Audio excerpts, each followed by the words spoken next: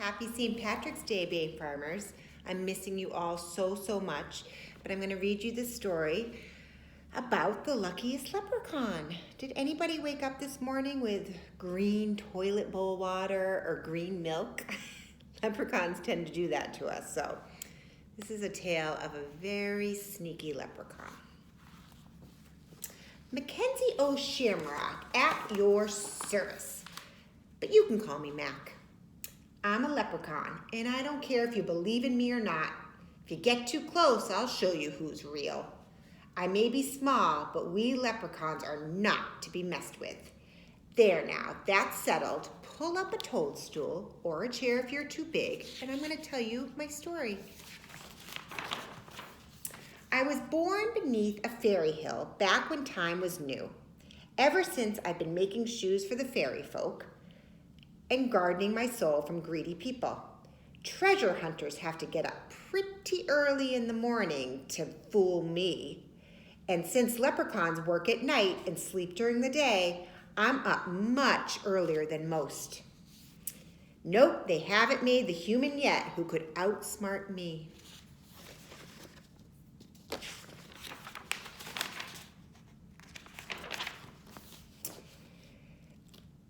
People found a new way to boil my potatoes. They stopped believing in leprechauns. They believed in all sorts of nonsense, but the little men making shoes beneath their very own hedge couldn't possibly exist. It got so only children and oddballs like Professor Chester actually believed in me. I didn't need people anyway. I had a nice home under a tree in a quiet park. As long as I had my gold and my work, this leprechaun was totally content. Every night I cobbled for the fairies. Since all the little things to do is dance and lose their shoes, business was very steady. Every morning I'd pack away my tools and curl up in my cozy little bed. And that's just what I was doing one fine morning when I heard a horrible scratching overhead. Dirt poured down my favorite armchair as a pair of giant paws burst through the ceiling. My thimble collection clattered to the ground. I grabbed my hammer and ran outside to see who was wrecking my house. I expected a goblin or some other horrible monster. But I found a shaggy red dog bearing a stinky soup bone. Hello, she barked. Who are you? Well, I'm Mackenzie O. Shamrock, I shouted. And you've got some nerve destroying my home. You'll not be stealing my gold, you mangy mutt. So just take your bone and go. I'm so sorry. I didn't realize anyone was living here, said the dog. Is that your gold? It's very pretty. Shoo! Get lost, I shouted. The dog didn't budge. Shaking her head, she said, I feel terrible. I've got to make this up to you. I'll fix your house. I'll be your guard dog. I don't need a guard, I said. Lucky even tailed me when I made my deliveries to the fairies. And she always had a cheerful word or 100. It drove me nuts. That dog was even happy when it rained. Rain is where rainbows come from, Lucky said. I love rainbows. Don't you? I could chase them all day long. Why don't you go and chase them, I said, so I can get some quiet around here.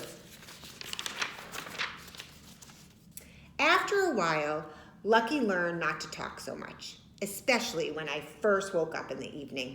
I won't say we became friends, but she got to be slightly less annoying, which was good. Speaking of annoying, remember that human I mentioned a while back? That oddball who believed in leprechauns? That's right, Professor Chester. Well, he started snooping around my park. He's after my gold, I cried. Maybe he just wants to be friends, Lucky suggested. I snorted. Huh.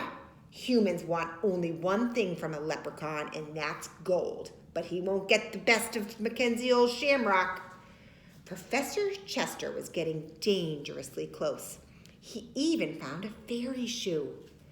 "Don't worry, Max," said Lucky. "You've got your god dog, remember? I won't let anything happen to you." I took no comfort in that mutt.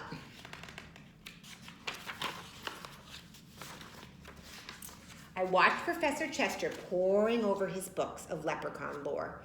"If only I could prove their existence," he muttered to himself. I shuddered with fright. "Maybe he'll just go away," Lucky said. I thought about packing up, but I liked my cozy life under the tree. Besides, business was really good. And it's not so easy to find a park filled with fairies. Then, one day, while I was sleeping, the professor found my tree. He was about to capture me, and he would have gotten my gold for sure when... Woof, woof, woof! Lucky came charging through the woods. The professor cried, "Help! Monster, help!" He dropped his map and ran off screaming. I thought I was having a nightmare. I rolled over with a groan and fell right back to sleep. Professor Chester just kept running and running until he wore out the soles of his shoes. He turned out the professor was very scared of dogs. That evening, I woke up feeling something was wrong. For one thing, the dumb dog wasn't around and licking my face. Suddenly, with a jerk, I remembered the nightmare. I checked for my gold in all of my secret hiding places. It was gone, and so was Lucky. I called Lucky's name until my voice was hoarse, but there was no answer. I felt as if I had lost my shadow and my friend. Then it hit me. My worst fear had come true. That dog wasn't as silly as he seemed. Lucky had duped me into trusting her. As soon as I'd let down my guard, she'd run off with my gold. I, Mackenzie Shamrock, the smartest leprechaun of all, had finally been tricked out of my treasure. I searched the park for hours, but there was no sign of gold or of Lucky. I told myself the dog had skipped off with my treasure, but part of me didn't believe it. One minute I was furious. The next I was worried. What if the stupid pooch had chased a rainbow into some traffic or gotten herself into the pound? I couldn't even keep my mind on my missing gold.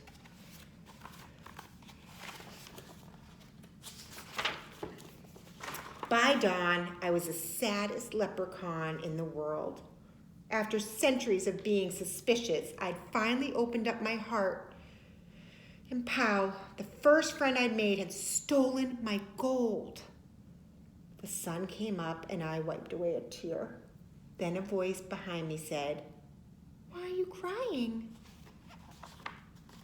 I turned and I saw Lucky and my gold. "Where were you?" I yelled. "I was worried sick." Lucky licked my face. "You do care. I knew we'd be friends." I wiped the dog slobber from my face and grumbled. I was worried about my gold. Lucky explained that he'd seen Professor Chester nosing around near my tree. After she chased him away, she hid my treasure in the tool shed just to make sure it was safe. Then, worn out from all the excitement, she had fallen asleep. "Did you really spend all night looking for me?" Lucky asked. "And the gold," I said. But the damage was done. The dog already knew I cared, and she wouldn't stop wagging her tail. So there's my story. Leprechaun gets gold, leprechaun gets dog, leprechaun loses gold. Leprechaun admits that a loyal friend is worth more than gold, as long as the friend doesn't slobber too much. Now, if that isn't a tale worth telling upon a toadstool, I'm not sure I know what is.